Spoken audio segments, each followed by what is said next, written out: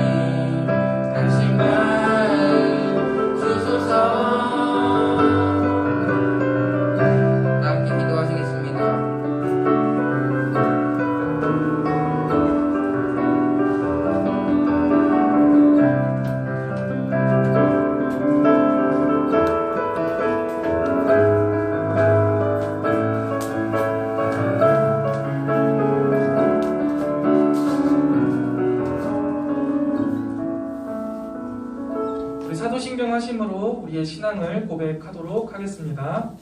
전능하사 천지를 만드신 하나님 아버지를 내가 믿사오며 그 외아들 우리 주 예수 그리스도를 믿사오니 이는 성령으로 잉태하사 동정녀 마리아에게 나시고 본디오 빌라도에게 고난을 받으사 십자가에 장사한 지 사흘 만에 죽은 자 가운데서 다시 살아나시며 하늘에 오르사 전능하신 하나님 우편에 앉아 계시다가 저리로서 산자와 죽은 자를 심판하러 오시리라.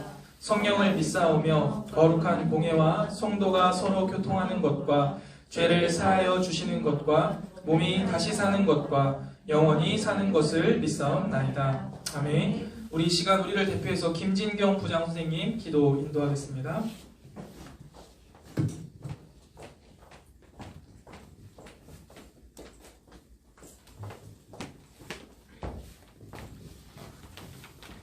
기도하겠습니다. 사랑의 하나님, 고맙고 감사합니다. 하나님, 우리가 오늘 이 첫 시간에 예배드릴 수 있도록 주께서 인도하여 주심을 감사드립니다. 하나님, 우리가 예배드릴 수 있도록 그 걸음을 인도해 주신 분이 우리 하나님이시오니 하나님 오늘 예배가 우리 하나님께만 영광 드리는 아버지 귀한 예배 될 수 있도록 인도하여 주옵소서. 하나님 목사님 말씀 전하실 때 그 말씀이 우리 마음밭에 심겨지게 하여 주시고 싹이 나고 열매 맺는 귀한 말씀 될 수 있도록 주님 인도하여 주셔서 한 주간 살아갈 때 아버지 하나님과 동행하는 귀한 말씀 될 수 있도록 주께서 인도하시고 함께하여 주시옵소서. 오늘 하루도 주님께서 인도하심을 감사드리며 예수님의 이름으로 기도하였습니다. 아멘.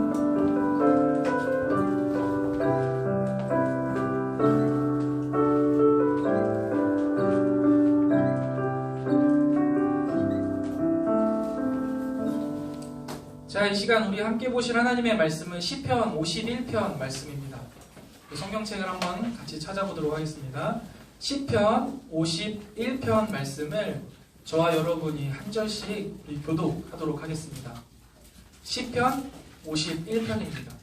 와, 성경책을 다 갖고 있네요. 대단하네. 자, 시편 51편 다 찾았나요? 찾은 사람은 목사님 한번 봐주세요. 아직 못 찾은 친구들을 확인할 수 있게. 천천히 찾으세요. 시편은 구약에 있습니다. 시잠전 써있는데 이렇게 피면 제일 앞에 있을 거예요. 오케이, 거의 다 찾은 것 같습니다.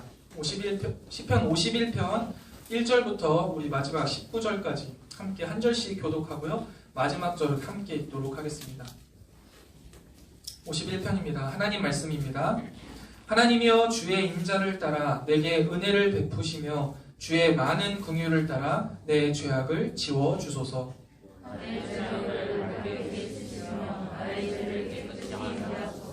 무릇 나는 내 죄가를 아오니 내 죄가 항상 내 앞에 있나이다. 내가 주께만 범죄하여 주의 목전에 악을 행하였사오니 주께서 말씀하실 때에 의로우시다 하고 주께서 심판하실 때에 순전하시다 하리라. 내가 죄악 중에서 출생하였으며 어머니가 죄 중에서 나를 잉태하였나이다. 보소서 주께서는 중심이 진실함을 원하시오니 내게 지혜를 미리 가르치시리라. 우슬초로 나를 정결하게 하소서. 내가 정하리이다. 나의 죄를 씻어 주소서. 내가 눈보다 희리이다. 내게 즐겁고 기쁜 소리를 들려주시사 주께서 꺾으신 뼈들도 즐거워하게 하소서. 주의 얼굴을 내 죄에서 돌이키시고 내 모든 죄악을 지워주소서. 하나님이여 내 속에 정한 마음을 창조하시고 내 안에 정직한 영을 새롭게 하소서. 나를 주 앞에서 쫓아내지 마시며 주의 성령을 내게서 거두지 마소서. 주의 구원의 즐거움을 내게 회복시켜 주시고 정화하는 심령을 주사 나를 붙드소서. 그리하면 내가 범죄자에게 주의 도를 가르치리니 죄인들이 주께 돌아오리이다. 하나님이여 나의 구원의 하나님이여 피 흘린 죄에서 나를 건지소서. 내 혀가 주의 의를 높이 노래하리이다. 주여 내 입술을 열어주소서. 내 입이 주를 찬송하여 전파하리이다. 주께서는 제사를 기뻐하지 아니하시나니 그렇지 아니하면 내가 드렸을 것이라. 주는 번제를 기뻐하지 아니하시나이다. 하나님께서 구하시는 제사는 상한 심령이라. 하나님이여 상하고 통회하는 마음을 주께서 멸시하지 아니하시리이다. 주의 은택으로 시온에서 행하시고 예루살렘 성을 쌓옵소서. 함께 읽겠습니다. 시작. 그때 주께서 의로운 제사와 번제와 온전한 번제를 기뻐하시리니 그때 그들이 수소를 주의 제단에 드리리이다. 아멘. 자, 우리 친구들 정말 반갑습니다. 목사님이 교회 1월달에 부임했는데 거의 3개월 만에 여러분의 얼굴을 처음으로 마주합니다. 여러분을 만나기까지 참 오랜 시간을 기다렸고 또 이렇게 만날 수 있어서 참 감사합니다. 특별히 코로나 시기 가운데 우리가 이렇게 대면 예배를 드린다는 것이 참 기쁘기도 하지만 반대로 두려운 마음, 걱정되는 마음도 있습니다. 그래서 우리가 해야 될 것은 더욱더 말씀을 읽고 기도하는 일일 거예요. 우리 친구들 다 말씀 묵상 하고 있죠? 그 말씀 묵상 하실 때 꼭 기도 한 번씩 같이 해주세요. 우리 중등부가 하나님 앞에서 대면 예배를 드리는데 하나님 안전하게 지켜주세요 하고 기도해 주시면 우리가 그 기도의 힘으로 이 코로나가 끝날 때까지 안전하게 대면 예배를 할 수 있을 줄 믿습니다. 자, 오늘 본문을 통해서 본문 말씀의 제목이 뭐냐면 새로운 출발을 위한 준비입니다. 우리 같이 한번 읽어볼게요. 새로운 출발을 위한 준비.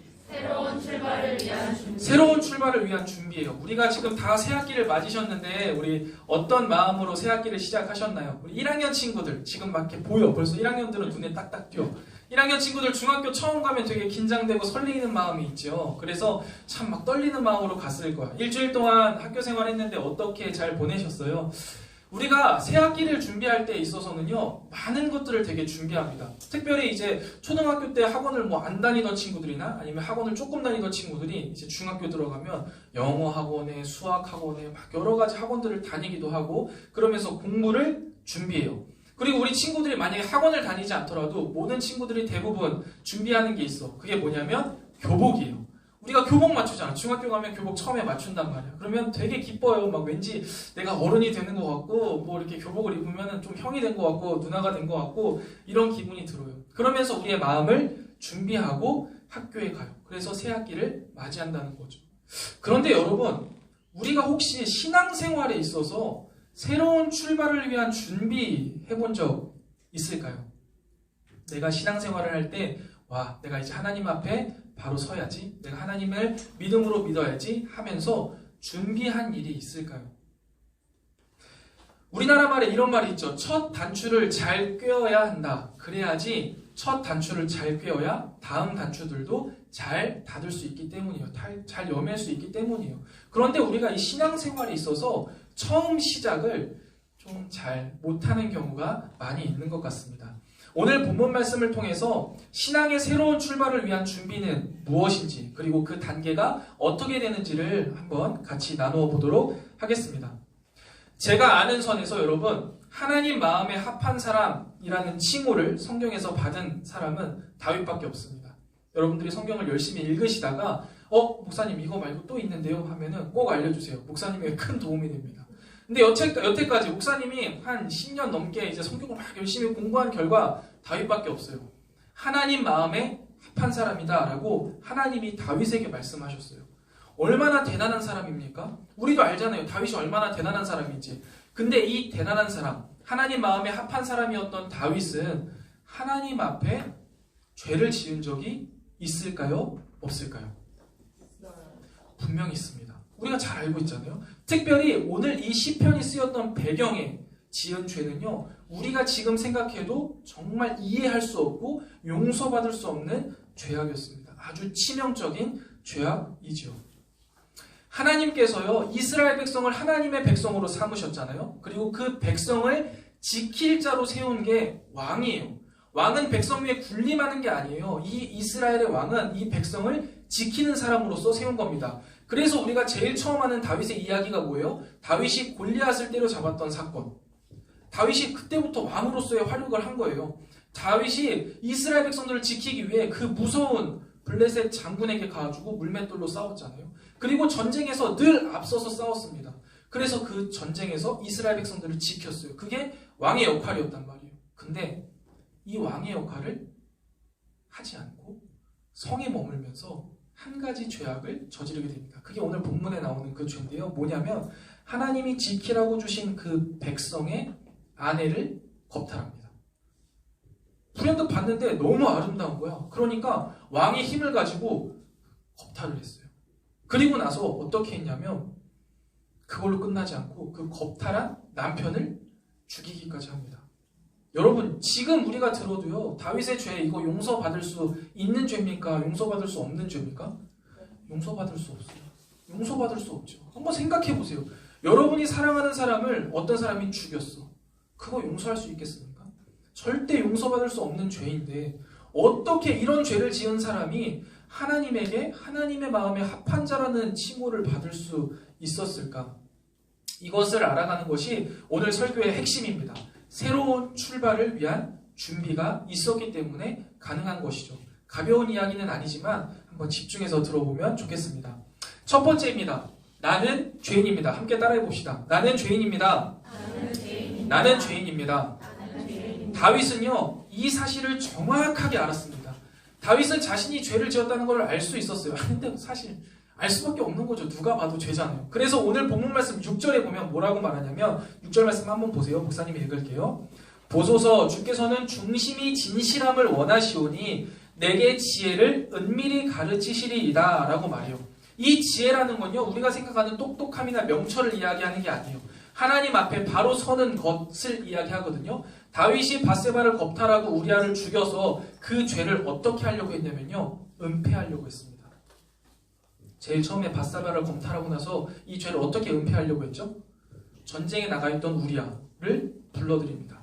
그리고 잠깐 쉬게 해줘요. 그러면 여러분들은 아직 잘 모르겠지만 이제 열심히 전쟁을 치르고 열심히 일을 하고 집에 돌아온 남편은 당연히 아내, 가정을 만나고 싶어요. 그리고 만나고 그 가운데 이제 회복을 하고 싶어 하는데 그걸 노린 거죠. 우리아를 전쟁이 있었으니까 불러드려야겠다. 내가 밧세바를 강간했으니까 불러들여서 둘이 하룻밤만 자게 하면 이 아이가 누구 아이인지 아무도 모를 거 아니야? 이렇게 덮을 수 있겠다 생각을 한 거예요. 그래서 우리아를 불렀죠. 근데 우리아가 어떻게 했어요? 안 갔어.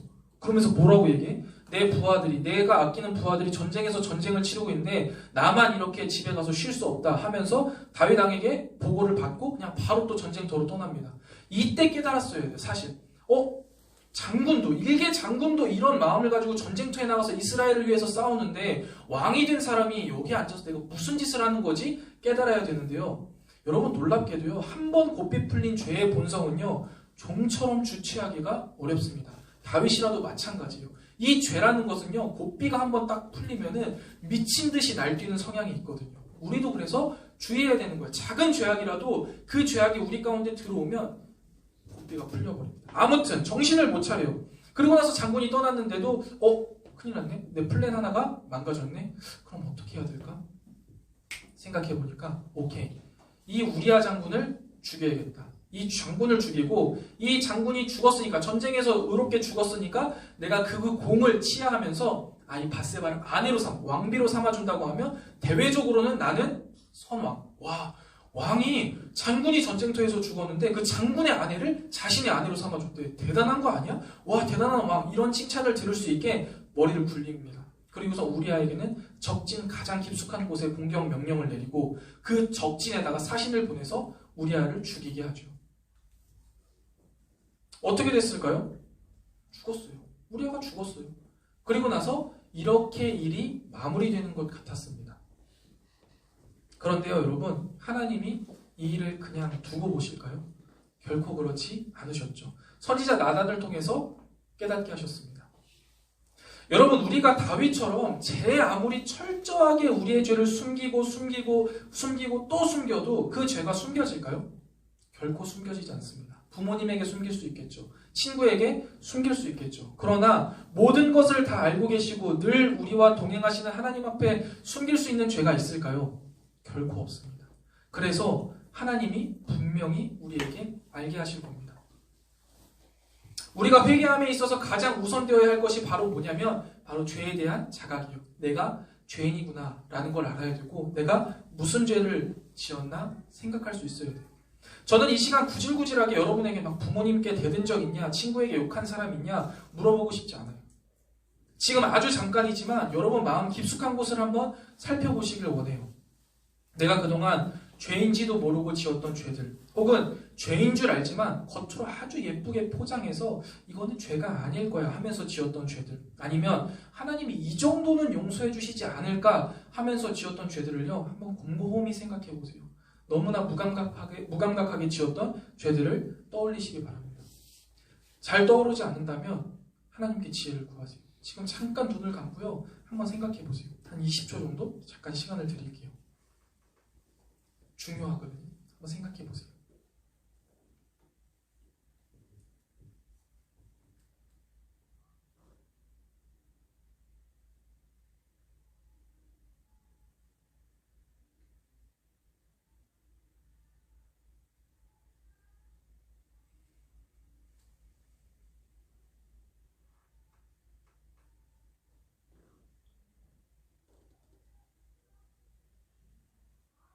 자, 잘하셨습니다. 아마 생각이 든 친구들도 있고 아직 생각이 나지 않은 친구들도 있을 텐데 설교가 끝나고 집에 돌아가서라도 곰곰이 이런 시간을 꼭 가져보세요. 이것이 왜 중요하냐면 첫걸음이에요. 우리가 하나님 앞에 새로운 출발을 하는 데 있어서 가장 중요한 첫걸음이기 때문입니다. 다윗이 그토록 하나님 앞에 큰 죄악을 짓고도 하나님의 마음에 합한 자라는 칭호를 들을 수 있었던 그 한 가지의 이유, 그리고 첫 번째 이유가 뭐냐면 바로 죄에 대한 자각이에요. 내가 무슨 죄를 지었구나 라는 것을 정확하게 알았고 그것을 회개했거든요. 만일 여러분께서 지금 제 설교를 잘 따라오고 계시고 이 죄에 대한 자각이 확실하게 생기셨다면 바로 뒤따라서 우리 마음을 확 사로잡는 감정 혹은 생각이 있을 겁니다. 감정적으로는요, 슬픔 비슷한 감정일 거고, 생각으로는 걱정으로 표현되는, 뭔가 말로 정확하게 표현할 수 없는 그 상태에 도달해야 합니다. 그것이 바로 오늘 본문에서 구하는, 하나님이 구하시는 마음의 상태, 상한 마음입니다. 하나님 참 이상하시죠? 하나님은요, 이런 마음의 상태를 구하신다라고 이야기를 하세요. 만약에 저한테 여러분의 마음을 볼 수 있고 저에게 고르라고 한다면 저는 상한 마음을 고를 생각이 전혀 없습니다. 굳건한 마음, 뭔가 튼튼해 보이는 마음, 슬픔이 하나도 없고 기쁨만 있는 마음들만 고르고 싶을 거예요. 그런데 하나님은 어떻게 하신다고요? 이 상한 마음, 슬픈 마음을 원하신다라고 말씀하세요. 그리고 이러한 마음을 멸시하지 않으신다, 우습게 생각하지 않으시고 싫어하지 않으신다라고 말씀하세요. 이 상한 마음에 대해서 조금 더 자세히 설명하자면 조금 어려울 수 있으니까 깨진 마음이라고 생각하시면 좀 더 좋을 것 같아요. 원어적으로는 사실 이게 더 비슷하거든요. 깨진 마음. 우리가 어떤 사람과의 관계가 망가지면 그때 뭐라고 해요? 관계가 깨졌다라고 표현하죠. 그리고 내가 정말 기대하고 있던 어떤 것이 갑자기 한순간에 와르르 무너지면 뭐라고 해요? 내 기대가 깨졌다라는 거죠. 그런 마음이에요. 하나님을 향하여서 내가 죄인인 것을 깨달은 순간 우리 마음은요, 산산조각 나게 되어 있습니다. 왜냐하면 하나님에 대해서 우리가 알기 때문이잖아요. 하나님은 어떤 분이십니까? 선하신 분이시죠.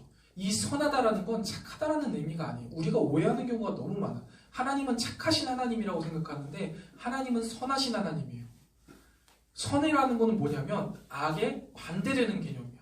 그렇기 때문에 하나님은 선하시기 때문에 그 안에 악이 하나도 있을 수가 없습니다. 여러분, 이렇게 설명하면 좋을 것 같아요. 태양은요, 에너지의 뭉체예요. 그냥 에너지가 꽉 뭉쳐져 있는 거예요. 너무나 뜨거운 에너지가. 그래서 이 에너지를 감당할 수 없는 어떠한 물체가 쏙 들어오면 어떻게 되냐면 타서 없어져 버려요. 하나님도 마찬가지예요. 선의 완전 결집체, 선 자체이시기 때문에 선이 아닌 그 어떤 것이 오면은 없어져 버려요. 타버리고 망가집니다. 그렇기 때문에 깨닫게 되는 거죠. 내가 죄인인데 하나님은 선하셔.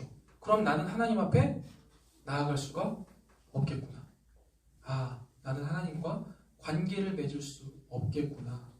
나는 하나님 앞에 나아갈 자격이 없구나 하는 마음에 우리의 마음이 산산조각이 나고 슬픔이 차게 되는 게 아주 지극히 정상적인 겁니다. 우리가 하나님 앞에 나오면서요, 이러한 마음이 한 번도 없었다면 첫 단추부터 잘못된 거예요. 그러니까 이후에 우리의 신앙생활은 분명히 삐뚤빼뚤 할 수밖에 없어요. 만약에 우리 중등부 친구들 가운데 이러한 과정이 내가 없었다라고 한다면요, 다시 한번 우리의 신앙을 되돌아보셔야 할 때입니다. 이 코로나 시기에 진지하게 내 자신을 되돌아보셔야 해요. 그런데 여러분, 여기에서 끝나면 우리가 하나님을 관계가 멀어지고 하나님의 자녀가 아니라는 사실만 알고 끝나면 그냥 슬픔 가운데 우리의 인생은 끝날 겁니다. 그러나 정말 감사하게도 하나님이 뭐라고 말씀하세요? 이러한 마음을 원하신대요. 이러한 마음을 원한다는 거야. 난 하나님 앞에 나아갈 수 없는데, 나는 하나님의 자녀가 될 자격이 전혀 없는데, 나는 하나님 앞에 어떻게든지 나아가고 싶지만 나의 모습이 너무나 추하고 더럽고 죄악 덩어리라서 난 하나님 앞에 나아갈 수 없는데 하는 그 슬픈 마음을 하나님이 원하신다는 거예요. 이게 바로 우리에게 복음, 우리에게 은혜라고 말할 수 있는 그 어떤 것입니다. 우리에게는 정말 은혜가 되는 말씀이죠. 우리가 이제 이 하나님이 원하시는 이 마음을 알았기 때문에 해야 할 것이 있습니다. 그게 뭐냐면 바로 이제 용서를 구하는 거예요. 하나님이 원하시는 그 마음 제가 갖고 있습니다. 그러나 주님, 여전히 더럽습니다. 용서해 주세요. 용서해 주세요. 오늘 다윗도 분명하게 고백하고 있거든요. 1절 말씀을 보면 하나님이여 주의 인자를 따라 내게 은혜를 베푸시며, 은혜는 이 은혜예요. 주의 많은 긍휼을 따라서 내 죄악을 지워주소서라고 말하고 계속해서 주님의 은혜, 또 긍휼, 지워달라, 우슬초로 정결하게 해달라, 씻어달라 라고 요청합니다. 내가 할 수 있는 게 아니죠. 하나님께 계속 요청하는 거예요. 하나님 용서해 주세요. 깨끗게 해주세요. 내가 하나님과 가까워지게 해주세요. 우리에게 이러한 모습이 있어야 한다는 거예요. 처음에 죄인임을 깨달았으면 정말 이 죄 때문에 하나님과의 나와의 관계가 단절되었음을 깨닫고 슬퍼하고 애통하는 마음이 있어야 하고, 그 다음에 이 마음을 기뻐 받으신 하나님 앞에 나아가는, 용서를 구하는 모습이 필요하다는 거예요. 이렇게 단계를 거쳐왔습니다. 그런데 여러분, 이 용서 구하는 거 잘 알잖아요. 그런데 중요한 게 있죠. 오늘 본문 말씀 4절을 보면 조금 이해하기 어려울 수 있을 것 같아요. 4절 말씀 한번 보겠습니다. 4절 말씀을 보면 내가 주께만 죄를 범하여 주의 목전에 악을 행하였사오니 라는 말씀이 있습니다. 이 말씀은 우리가 특별히 잘 이해해야 하는 말씀인데, 우리가 분명히 지금 알다시피 다윗은 누구에게 죄를 지었습니까? 바세바와 우리아에게 죄를 지었잖아요. 근데 이 다윗은 왜 하나님께만 죄를 범했다라고 이야기할까요? 이 말뜻은요, 진짜 하나님께만 죄를 지었다라는 의미가 아니라 결국 우리가 짓는 모든 죄는 하나님 앞에 짓는 죄다라는 것을 알려주고 싶어서 강조하는 방향으로 쓴 것이에요. 그러니까 우리가 좀 중요하게 생각해야 될 건 뭐냐면, 제가 강조하고 싶은 건 뭐냐면, 우리가 짓는 사소한 죄에서부터 용서받지 못할 지독한 죄까지 우리가 표면적으로는 사회나 사람에게 짓는 죄지만 궁극적으로는 누구에게 짓는 죄다? 하나님께 짓는 죄다라는 것을 알아야 되고, 더 나아가서 우리가 또 한번 살펴봐야 될 것은, 성경은 이 죄에 대한 용서를요 한 가지로만 이야기하지 않아요. 하나님만 용서하시면 만사 오케이다 이렇게 이야기한 적이 한 번도 없습니다. 마태복음 5장 23절부터 24절에 보면요 이런 말씀이 있어요. 그러므로 예물을 제단에 드리려 가다가 거기서 내 형제에게 원망 들을 만한 일이 생각나거든 예물을 제단 앞에 두고 먼저 가서 형제와 화목하고 이후에 와서 예물을 드리라 라고 말해요. 제사를 드리는 건 뭐예요? 하나님 앞에 우리의 죄를 회개하는 거잖아요. 그걸 하러 막 가고 있었어. 근데 그렇게 막 가다가 내가 형제하고 싸웠던 것, 내가 형제의 마음을 아프게 했던 것, 내가 사람에게 죄를 지었던 것이 생각나. 그러면 어떻게 하래요?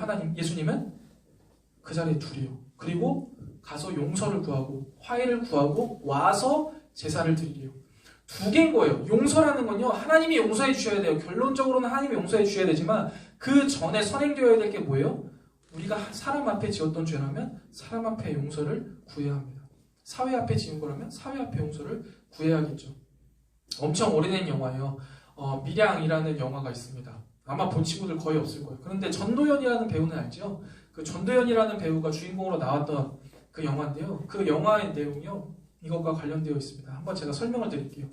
전도연이요, 딸이 하나가 있었는데 이 딸이 유괴를 당했어요. 유괴를 당해가지고 이제 잡혀 있다가 죽어버립니다. 그 유괴범이 실수로 죽여요. 그래가지고 이 전도연이 어떻게 됐겠어요? 거의 반쯤 미쳐버립니다. 그리고 그 유괴범은 감옥에 갇히게 되죠. 그래가지고 막 인생을 엄청나게 힘들게 살아가는데 어떻게 하다가 복음을 받아들여요. 이제 성도들을 만나게 되고 이제 복음을 받아들여요. 그래서 차근차근 회복이 되거든요. 어디까지 회복이 되냐면, 그래, 예수님이 나를 용서해 주셨으니까 내가 저 유괴범조차도 용서해야겠다 하는 마음이 생겨요. 엄청난 믿음이잖아. 이 믿음을 가지고 교도소에 갑니다. 그래서 엄청 떨리는 마음으로 그 자기의 딸아이를 유괴하고 죽인 그 사람을 딱 마주하기를 기대하고 있어요. 그럼 보통 우리가 어떻게 생각해요? 그 유괴범이 어떻게 나와야 돼요? 뭔가 되게 수척하고 막 죄책감에 막 지쳐있고 그다음에 막 그 감옥 생활이 힘들어가지고 수척한 모습으로 나와야 되는데 문을 탁 열고 들어오는데 멀쩡해. 그러면서 약간의 입가에 미소가 띄어져 있어. 그러니까 전도연이 이렇게 막 기다리고 있다가 그때부터 눈이 막 흔들리기 시작합니다. 막 눈이 흔들리면서 뭔가 이상함을 감지해요. 그리고 그런데도 이제 전도연이 참고선 이야기를 해요.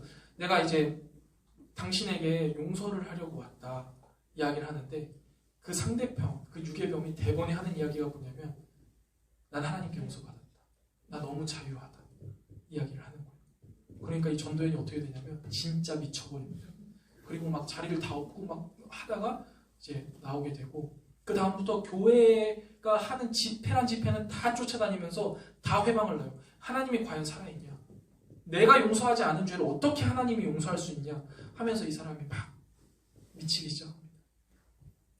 여러분, 저는요 이 영화를 통하여서요 한 가지 되게 중요한 사실을 깨달았습니다. 잘못된 믿음은요, 엄청난 무서운 결과를 초래해요. 그 유괴범이 가진 믿음이 참된 믿음일까요? 나 하나님께 용서받았다. 그 당사자에게는 한 번도 용서를 빌지도 않았는데 하나님이 내 죄 다 용서해 주셨다. 정말 잘못된 거예요. 여러분. 우리가 짓는 죄는요, 꼭 두 가지의 용서가 필요하다는 사실을 기억하시기 바래요. 사람에게 용서받아야 돼요. 그리고 나서 하나님 앞에 가는 거예요. 궁극적으로 하나님 앞에 지었지만 내가 지은 표면상의 죄는요, 분명히 우리가 해결해야 할 문제라는 걸 꼭 기억하셔야 돼요.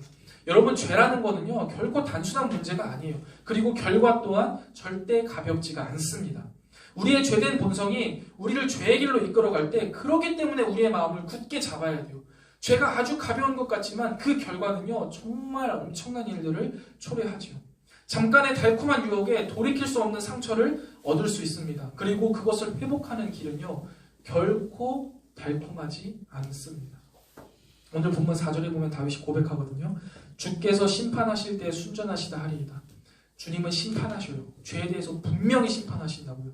잘 알고 있잖아요. 우리가 다윗이 이 밧세바를 강간해서 얻은 그 죄에 대한 심판이 어떻게 임했나요? 자기의 그 다윗과 밧세바 안에서 생겼던 첫째 아이가 유산당합니다. 하나님이 그 첫째 아이를 죽이신다는 거죠. 적나라하게 말하자면.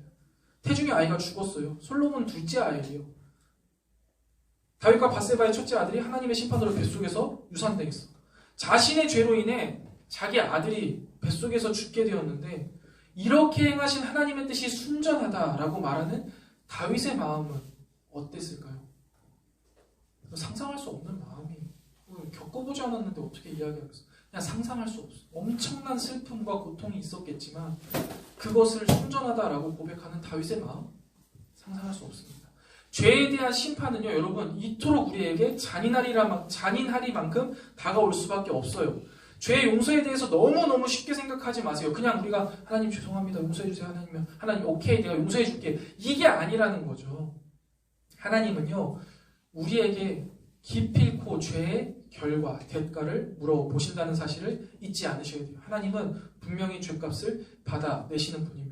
구약에 보면 여러 가지의 사건들이 많이 나와 있어요. 다윗과 밧세바 사이의 첫 아들을 죽이신 것도 그랬고, 다윗이 오만함으로 인구조사를 했을 때요, 이스라엘 백성을 7만 명을 죽이셨어요. 하나님은요, 이런 분이세요. 심판 주시라고요. 너무너무 무서운 일이에요. 이러한 것을 기억한다면 다시 한번 우리에게 상한 마음과 깨진 마음이 생길 수밖에 없는 거죠. 내가 지은 죄들에 대한 대가를 내가 치르면 어떻게 될지를 뻔히 아니까요. 우리가 그 죄값을 다 치를 수나 있을까요? 없어요. 없을 겁니다. 내 주변에 있는 사람들이 나만 하긴 할까요? 없을 거예요. 아마 다 죽어도 우리의 죄를 다 갚을 수가 없겠죠. 그런데 하나님은 이런 우리를 위해 해결책을 제시해 주셨죠. 그게 바로 누구십니까? 예수 그리스도입니다. 죄는 우리가 지었는데 죄값은 예수님이 치르는 거죠. 밥은 여러분이 먹고 부모님이 계산하는 거죠. 단순한 문제일까요? 부모님이 그 돈을 쉽게 벌어오셨을까요? 예수님이 그 십자가를 쉽게 지셨을까요? 아, 예수님 신이시라면서요. 괜찮지 않았을까요? 과연 그럴까요? 여러분, 이런 말이 있습니다. 예수님을 십자가에 못 박은 것은 그 당시 로마 군사들이 아니라 바로 지금 나 자신이다 라는 말이에요. 맞지 않을까요? 맞죠. 우리가 지금 짓는 수많은 죄들, 그로 인하여서 예수님 십자가에 못 박는 겁니다. 못을 한 번 치나요? 한 두 번, 세 번, 네 번, 다섯 번 수도 없이 치죠. 목사님도 마찬가지. 수도 없이 예수님을 십자가에 못 박았고 그 박힌 몸을 몇 번이나 두들겼는지 상상조차 할 수 없습니다. 여러분, 이 예수님의 십자가가 우리에게 어떤 의미로 다가와야 할까요? 죄에 대한 두려움이 있으십니까? 죄에 대한 무게가 있으십니까? 분명히 그 무게만큼 예수님이 지신 거예요. 그러니까 쉽게 죄를 지어서도 안 되고 쉽게 회개를 이야기해서도 안 되는 거예요. 예수님을 또다시 못 박는 자가 되지 말고 그 십자가의 무거움으로 죄를 떠나는 저와 여러분이 되시기를 간절히 소망합니다. 마지막이에요. 이제 잘 쫓아왔습니다. 마지막 이제 제일 중요한 건데요. 다윗이 뭐라고 말을 하냐면요. 10절에서요. 정직한 마음, 정직한 영의 창조를 이야기합니다. 내 마음에 새로운 마음을 창조해달라는 거예요. 여러분 사실 여기까지는요 누구나 거의 다 올 수 있어요. 몇 번 그냥 교회를 다녔고 아니면 뭐 세례교육이나 학습교육을 받았다면 아 그래 나는 죄인이지. 그러면 하나님 앞에 죄를 회개해야지. 그럼 하나님이 용서해 주시지. 오케이 아멘. 여기까지는 우리가 다 할 수 있는데 그 다음에 문제가 뭐냐면 하나님께 다시 한번 구해야 될 게 있어요. 그게 정직한 영, 새로운 영이에요. 이걸 조금 더 어렵게 말하자면 거듭남이라는 거예요. 하나님께 죄의 용서를 받았다면 우리가 구해야 될 것은요 이 거듭남이에요. 하나님 내 마음 가운데 새로운 영을 넣어주세요. 내 마음 안에 선한 것이 하나도 없기 때문에 하나님께서 새로운 마음을 창조해 주셔야만 내가 하나님의 뜻대로 살아갈 수 있습니다 라고 고백하고 이 마음을 구해야만 한다는 거죠. 그래야지만 거듭낸 자녀로 살아갈 수가 있어요. 우리 가운데 죄에 대한 회개는 있었지만 이 거듭남에 대한 정결함에 대한 간구가 없었다면 오늘 이 시간 하나님께 구하시기 바랍니다. 이 마음이 있어야지만 우리가 선을 행하며 하나님과의 관계의 회복이 시작될 수 있어요. 그래야 우리가 하나님과 동행할 수 있습니다.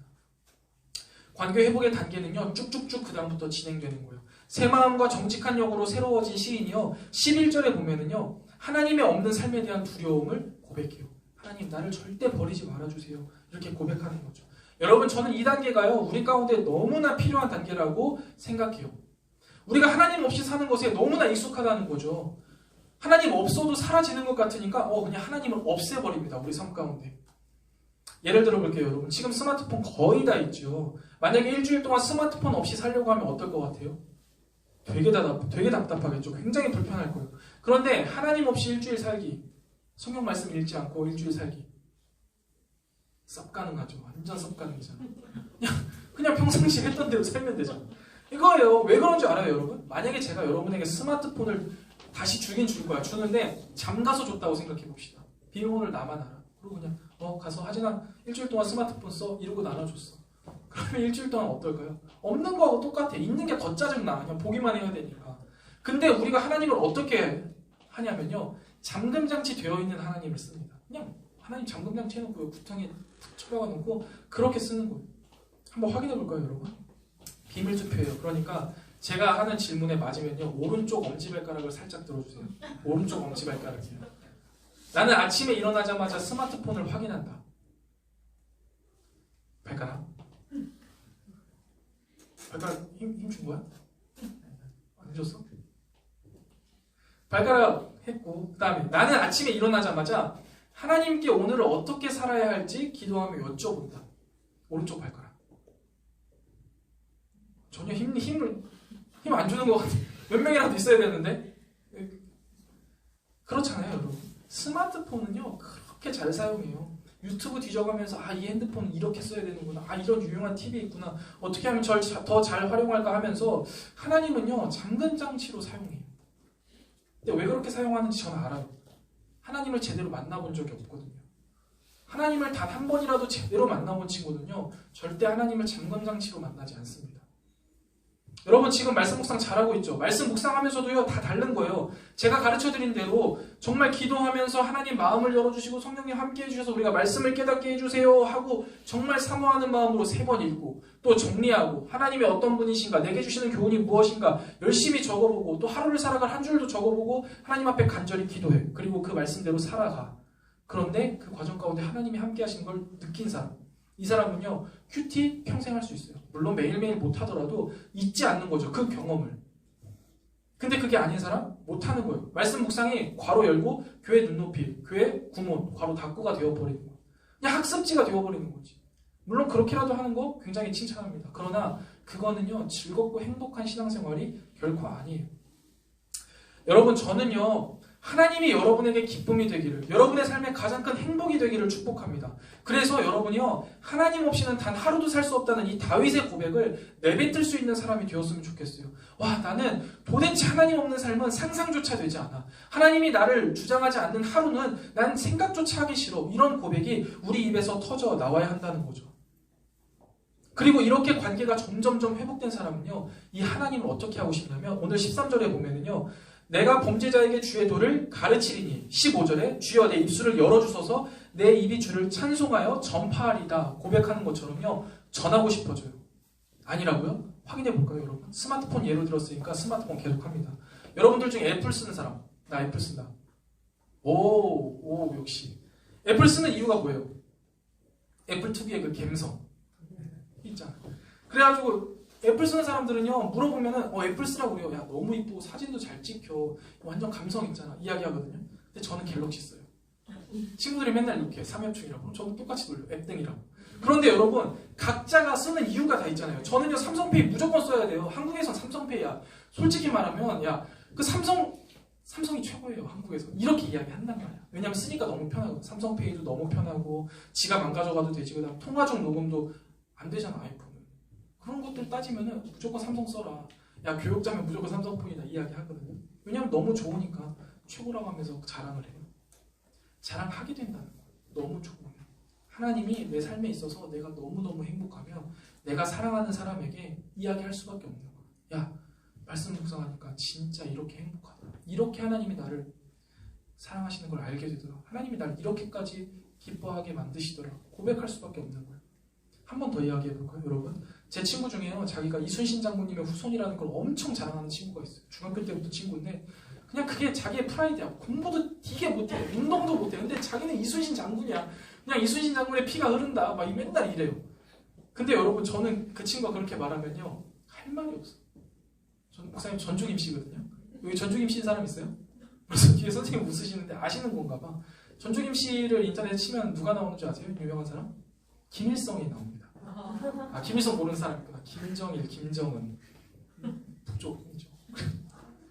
이야기를 못해. 그 친구가 이순신 장군 야 나 김일성 장군님에 뭐 이렇게 이야기 못한다는 거야. 맨날 쭈구리같이 있는 거죠. 야 이순신 장군 좀 그만 얘기해라 이야기하는데 참 슬퍼요. 저 너무 슬퍼. 내 성씨를 내가 자랑하지 못한다는 게 너무 슬픈 일이에요. 그런데 여러분 이순신 장군 자랑할 만하잖아.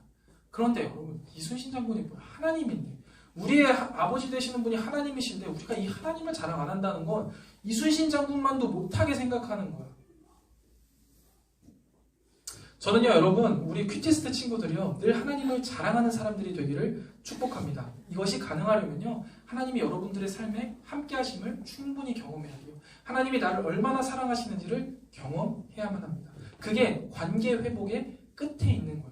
내가 만약에 지금 하나님을 너무나 자랑하고 싶다 하면은 하나님과 너무나 친밀한 관계에 있는 거지. 그런데 그렇지 않다 하면 되돌아봐야 하는 거예요. 처음 단계부터. 말씀을 정리해 볼게요 여러분. 코로나로 인하여서요 정말 오랜 기간 하나님을 만나지 못한 것 같아요. 하나님은요 우리를 계속 기다리고 계셨습니다. 이제 다시 새롭게 하나님과의 관계를 시작해야 할 때예요. 하나님과의 관계가 멀어져서 나도 모르게 하나님의 마음을 아프게 하거나 아니면 하나님이 없다고 생각하며 지었던 그 죄들을요 오늘 이 시간 모두 고백하시고 용서를 구하시길 바랍니다.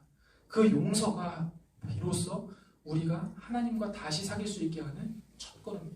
새 출발을 위하여서 우리가 준비해야 할 것이 첫 번째 용서를 구하는 것이라는 거죠. 그리고 여러분 이 용서함을 받은 것에서 끝내지 않으셨으면 좋겠습니다. 하나님께 거듭남, 새 마음을 구하세요. 그리고 그 새 마음을 통해서 하나님의 말씀을 듣는 일이 너무나 즐거워지고 하나님 없이는 못 사는 사람이 되어서 하나님만 사랑하고 하나님만 자랑하는 우리 큐티스트 친구들 다 되시기를 주님의 이름으로 간절히 축원드립니다. 아멘. 자 오늘 설교 말씀을 통해서요 여러분들 각자가 깨달은 바를요 한 줄을 살아갈 한 줄로 한번 머릿속에 정리하시거나 한번 적어보는 시간을 가질게요. 잠깐 한 1분 정도 시간 드릴 테니까요 한번 머릿속으로 정리해보세요. 이 설교가요 여러분 한 줄로 정리가 돼야 돼요. 안 그러면 우리 저 문 나가면서 목사님 물어보면 모른다. 오늘 설교 뭐 들었는지 전도연? 다윗? 뭐 이러다가 그냥 가는 거야. 일주일 동안 살아갈 수 있는 그 마음 생각을 한번 머릿속에 정리해보세요. 그리고 우리 이 시간 함께 잠깐 기도하겠습니다. 첫 번째 기도 제목은요 내가 하나님과 멀어졌음을 깨닫게 해주세요. 그거 모르는 친구들 많아요. 지금 우리가 코로나로 인하여서 신앙이 많이 흔들렸는데 이게 흔들린 건지 안 흔들린 건지 내가 하나님과 동행하는지 안 하는지 모르는 친구들이 많아. 깨닫게 해주세요. 하나님, 내가 하나님과 멀어졌다면 내가 하나님과 멀어졌다는 것을 깨닫게 해주세요. 기도하시고 두 번째, 그 멀어짐을 인정하고 하나님 앞에 용서를 구하며 한 걸음 나아가게 해주세요. 여러분 우리가 지금 처음 오래간만에 만났는데 목사님 처음이지만 오래간만에 만난 친구들 되게 서먹하잖아. 그렇다고 그냥 있을 거야? 먼저 손 내밀고 한마디라도 더 하면 금방 다시 친해질 수 있어. 근데 어색해서 말 한마디 못 건다. 하나님과의 관계도 마찬가지인 것 같아요. 우리가 하나님과 많이 멀어져 있을 때는 하나님께 이 한마디라는 게 참 어려워. 하나님 나 너무나 죄송합니다. 내가 그동안 하나님을 멀리 살았습니다.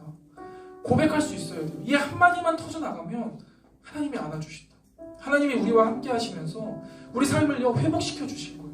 우리가 이 두 가지 기도 제목 놓고 간절히 기도하고 목사님 기도하고 설교 마치겠습니다. 우리 시간 함께 작은 소리로라도 읊조리며 하나님 앞에 기도하겠습니다. 이 시간 하나님이 들으십니다. 아버지 하나님, 우리 귀한 하나님의 다음 세대들이 이 시간 하나님을 기억하며 기도하며 나아갑니다. 말씀 가운데 주님 말씀하여 주셔서 이들의 마음에 하나님의 뜻이 심겨지게 하여 주시옵소서. 그리고 그 심겨진 마음이 우리 삶 가운데 30배, 60배, 100배로 결실하게 하시고 아름답게 삶에 피어나 하나님의 자녀로 살아갈 수 있는 귀한 큐티스트 친구들을 될 수 있도록 인도하여 주시옵소서. 특별히 주님 간절히 기도하옵기는 우리 친구들이 하나님과 멀어졌다면 그 멀어졌음을 깨닫게 하여 주시옵소서. 주님과 너무 멀리 있어 주님이 보이지 않고 주님이 너무 멀리 있어 주님의 따스한 음성이 들리지 않는다면 아버지 하나님 깨닫게 하여 주셔서 다시금 그 하나님 앞에 나아갈 수 있도록 그 주님 앞에 나아갈 수 있는 용기를 허락하여 주시옵소서. 그것을 위하여서 우리가 한 걸음을 내딛기 원합니다. 주님께 나의 손을 내밀기를 원하고 한마디라도 주님께 던지기를 원하며 이 시간 용기를 구하며 나아갑니다. 주님, 나의 죄를 아시오니 내가 주님과 멀리 떨어져 있음을 아시오니 주여, 내가 주님께 용서를 구할 때 다가와 주시고 나를 품어주시고 다시금 주의 자녀로 삼아주시며 내 안에 새로운 영을 부어주셔서 주님과의 당신과의 삶이 온전히 회복되어지게 하여 주시옵소서. 그리하여서 나의 삶에 주님이 주인 되시며 내가 주님이 너무나 기쁘고 주님을 너무나 사랑해서 이 세상 가운데 주님을 전하고 자랑할 수밖에 없는 귀한 자녀들이 될 수 있도록 주여 인도하여 주시옵소서. 우리 삶 가운데 늘 동행하여 주시는 주님을 간절히 구합니다. 일주일간의 삶 가운데도 동행하여 주시고 우리가 낙심하거나 실망하지 않도록 주의 손으로 우리를 붙들어 주시옵소서.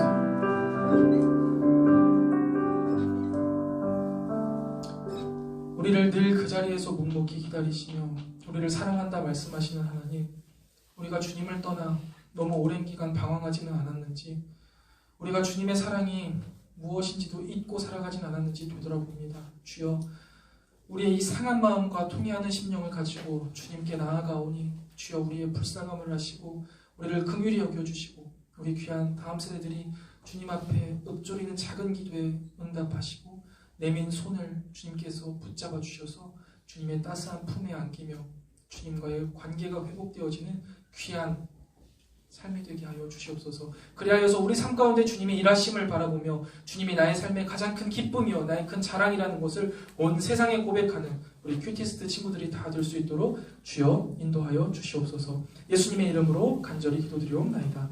아멘. 축도하겠습니다. 이제는 우리 주 예수 그리스도의 은혜와 하나님 아버지의 무한하신 사랑하심과 성령 하나님의 진리로 인도하시는 은혜의 크신 역사가 하나님과 동행하며 주님의 뜻대로 살아가기로 잔잔히 다짐하고 돌아가는 사랑하는 성문교회 중등부 큐티스트 앞에 이제부터 영원토록 함께 있을지어다. 아멘.